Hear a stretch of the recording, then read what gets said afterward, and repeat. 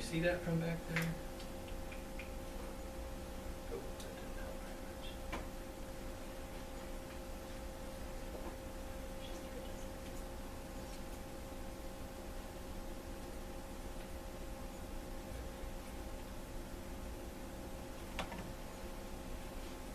So, discuss the extent to which you agree or disagree with the statement and explain your reasoning for the position that you take. In developing and supporting your position, you should consider ways in which the statement might or might not hold true and explain how these considerations shape your position. All right. So, what is the conclusion of the situation here we have up here? Humans' ability to think for themselves will surely deteriorate. Very good. So humans, dumber. Right? What's the evidence they give for that? Notice they haven't just said an opinion, right? An opinion would just be, I think humans are getting dumber. Right? They give a reason. They offer a premise, a statement, which is meant to support that. What statement do they offer in support of that? Yeah, right? So the premise is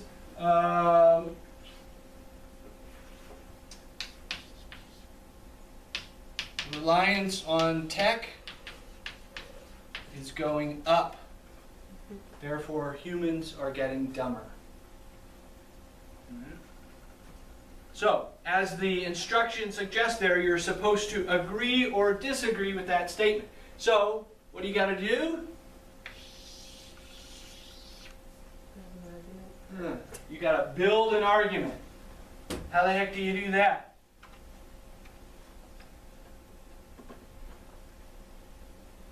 Do you agree or disagree with this, and why? That second part is really, really important, right? Why do you agree with it, or why do you disagree with it? You got to show what's going on here. What do you think? Do you think this is a good argument? And just what's your gut response to this argument? It's good. Some people, yes. A lot of people, no. Depends on what kind of smart you want to be. Okay, good. Say that again. Depends on what kind of smart you want to be. Good. So one of the assumptions they make is about what is smarter, or I put dumber up here, right? What constitutes smarter or dumber? Yeah.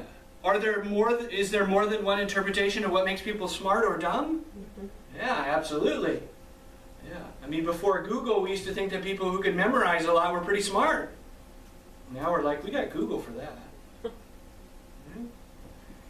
So good, that's a hidden assumption in this argument about what constitutes smart or dumb. Good, and I think in your response to this, you would want to include something about that. Good. What else is good or bad about this argument? What kind of things jump out at you?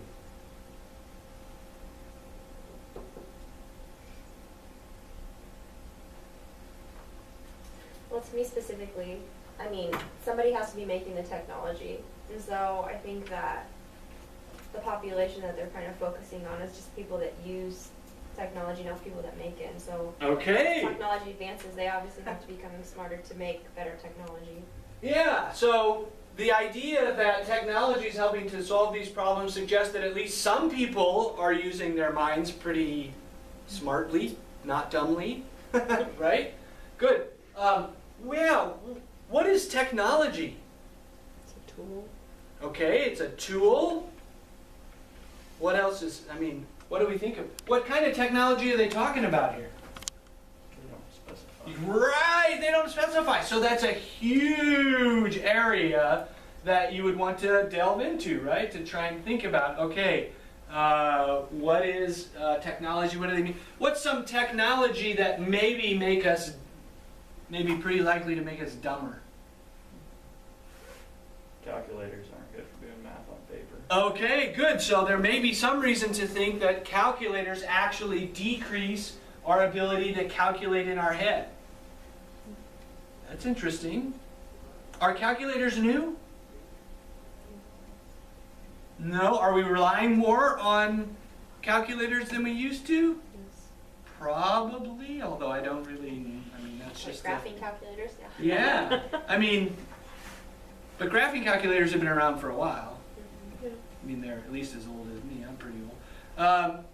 Yeah, so I'm not sure. These are good things to think about, but I'm not sure exactly where those would fall.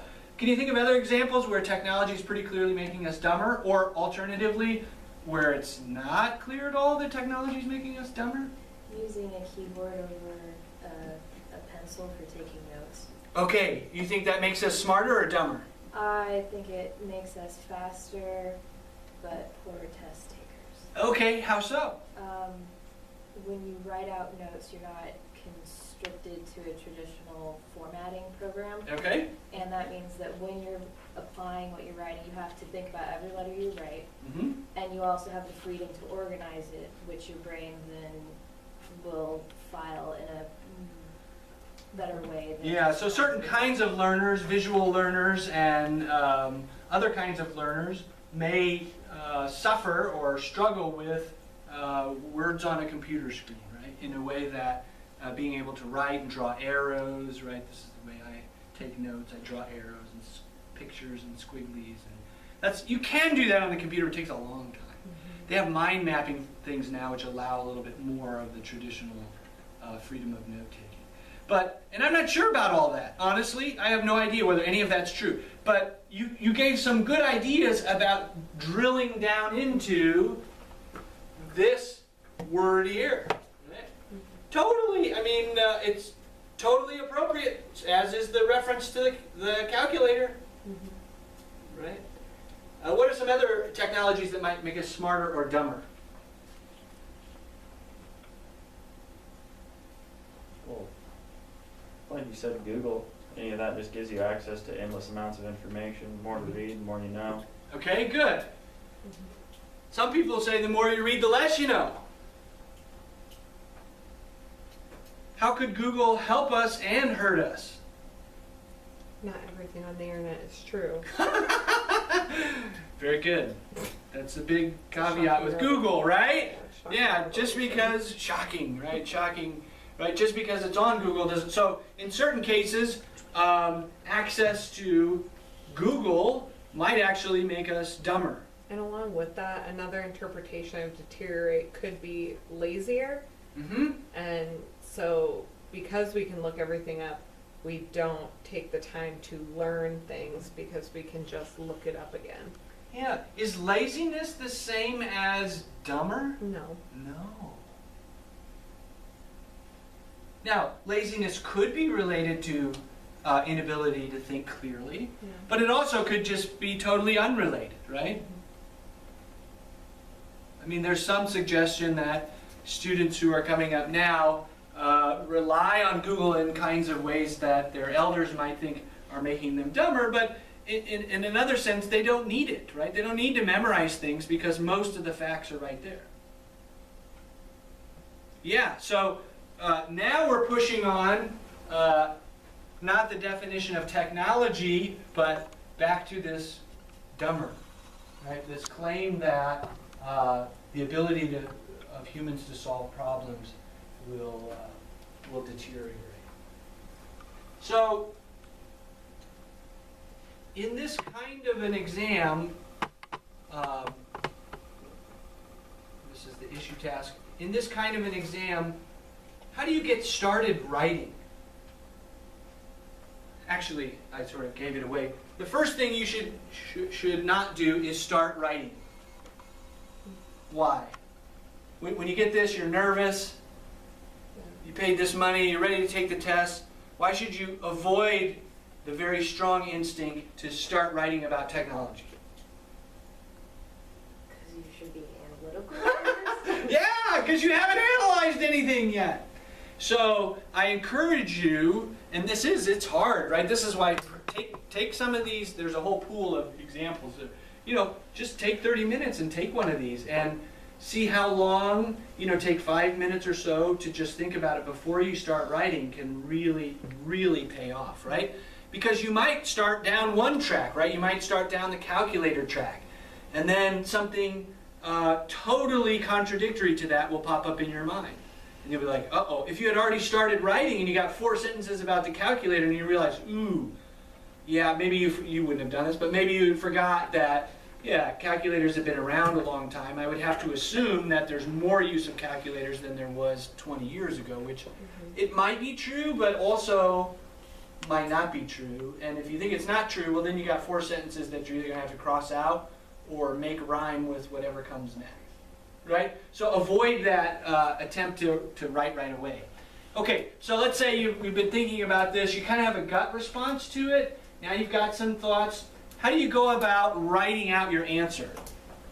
And what will that answer sort of look like in general terms?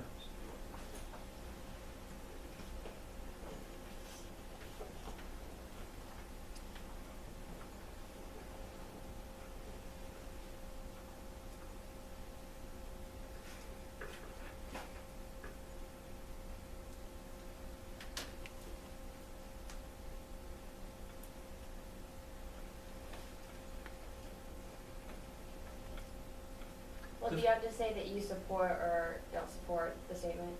Okay, yeah, so you're going to have to give your conclusion, right? So you have to, before you start writing, you should have some idea of what your conclusion is, right? I mean, that's just really, really basic. You want to know what you're going to say before you start to say it, right? And almost always, you want to avoid extreme positions. The word may. Yeah, right? So it's going to be, they create the exam in such a way that there isn't an easy answer, right? And so in this case, you know, we've already surfaced some of the key ambiguities here. And there's a way that you could probably take this issue and build a case that in this limited area, this is right? Or alternatively, in this way of understanding it, we can build a pretty good case that it's wrong, that people are not getting dumber, right? So, and again, I think when we're taking a test and we feel under pressure, we may feel like they really want a strong right or wrong. There is no right or wrong in this sense, right? Well, the right or wrong is a well-supported analysis, and the wrong is a poorly supported analysis. Does that make sense? So they're not looking at your answer. They're looking at the premises and the connection you make with the conclusion. Does that make sense? It's almost 180 degrees opposite. Like if you turn on the TV, all anybody cares about is what your answer. Are you a patriot or not? Right? Are you for X or not? Right? Nobody really cares why you're for or against it because they just want to judge you. Right? So this is sort of the opposite of that. When they're scoring these, they're not looking at, they're not going to have tech-savvy people who are saying, oh gosh, if you answered, the text makes you dumber, I'm going to downgrade you for that. Does that make sense? That's not what the exam is after. The exam is after, how did you build a case either for or against this? Okay? So you got a conclusion. You're avoiding some extreme positions and the tendency to think that it's really simple and easy, right? And then you want to come up with some premises that support your conclusion. You know, and some people say, well, you should introduce the topic and then your conclusion and then put your premises and then restate your conclusion. I'm not an English composition person, so, I think what's really important is that you be clear what your conclusion is, somewhere, usually at the end or at the beginning or both. And, again, the most important thing is that you link your premises, your ideas, your experiences, your facts, your data, to the conclusion in a way that people can follow. All right. Questions or comments here? I have a question Sure. more about the test. Sure. When we're analyzing this, I'm Mhm. more of a visual person. Yeah. Are we given blank pieces of paper? I think you are given, or you can, how do they do it? I don't know if they give you you have room to prepare your answer. Okay. And I can't remember if it's on where you actually answer or if they have a separate Isn't it? section. I've gone to a testing center and I got like a paper, it was like laminated. Mm. And so you had like a marker that you could write on the laminated Oh, thing. and then And then you can wipe it off if, like, with a Kleenex, and then you Okay. could do your, type that might be how it is, that's how Yeah. it's in the text. I know some way that they give you space to, or a way to do that. And that's a really good thing because, I mean, I think it's fine to a certain extent to follow your gut, but only after you've thought it through, right? It may be that you can't come up with any good reasons, even though your gut's telling you pretty clearly that this is either right or wrong. Does that make sense? And again, what you want to come up with are some reasons. There's another way to think about these sorts of premises, is to think about a reason plus an experience, right? And generally, the wider the experience is shared, the more weight it's going to carry. If you just say, well, yeah, I knew this guy once who had lots of tech and he got really dumb. Forget about the fact that he also smoked methamphetamine and, melted his brain. That's just one experience, right? So you want to be careful if you're using your own experience that you not just use that, right? Because that's what we call anecdotal, right? It's a small sample of one. So you want to try as you can anyway to say it's clear. For example, in this topic, it's pretty clear that the use of technology is going up. Probably it's going up pretty substantially for younger people. Not so much if you're 80. Notice it doesn't really say anything about who they're analyzing. It just says people, right? What people? First world people? We're not supposed to use that anymore, sorry. Northern world people? Developing world people? Okay, good question. Other questions?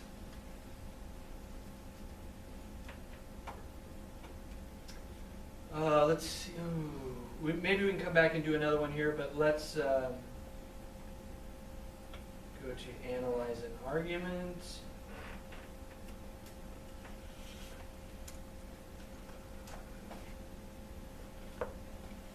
Okay, so this one is going to be a case building argument. We're going to give you a topic where someone is giving you some reasons to think that the conclusion is true. So, the lighting in here is pretty bad. I don't know if you can read that, but can you read that? Ainsley, can you see that? Yes. Yeah, okay. In surveys, Mason City residents rank water sports, swimming, boating, and fishing, among their favorite recreational activities. The Mason River flowing through the city is rarely used for these pursuits, however, and the city park department devotes little of its budget to maintaining riverside facilities. For years, there have been complaints from residents about the quality of the river's water and the river's smell. In response, the state has recently announced plans to clean up Mason River. Use of the river for water sports is therefore sure to increase. The city government should, for that reason, devote more money in this year's budget to riverside recreational facilities. Write a response in which you examine the stated and or unstated assumptions of the argument. Be sure to explain how the argument depends on the assumptions and what the implications are if the assumptions are unwarranted. So here, rather than asking you to construct a case, you are given someone who constructed a case and you're to analyze it. So here, you're really, I think of this as pulling apart the pieces, right? Looking at each of them and seeing what they say, whether they're connected the way the author thinks they are, how much support they're actually giving the stated conclusion, and is the directions at the bottom here will differ from one test to the next. Some are mostly about hidden assumptions, others are about data and inference, but the idea here again is they're not going to give you a totally crappy argument or a totally perfect argument. Right? It'll be somewhere in between, most likely. And again, they don't want to know what you think about river sports. Right? So if you're a river sport guy or gal, that doesn't, they don't want to hear about your champion kneeboarding